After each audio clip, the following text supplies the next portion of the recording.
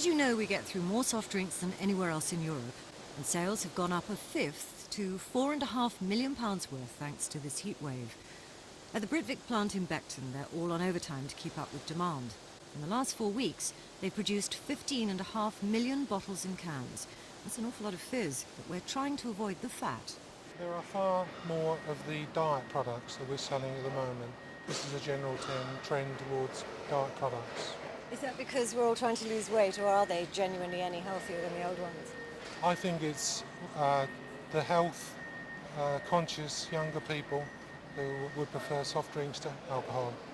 On average, we swallow 400 cans of soft drink each a year, according to the latest report.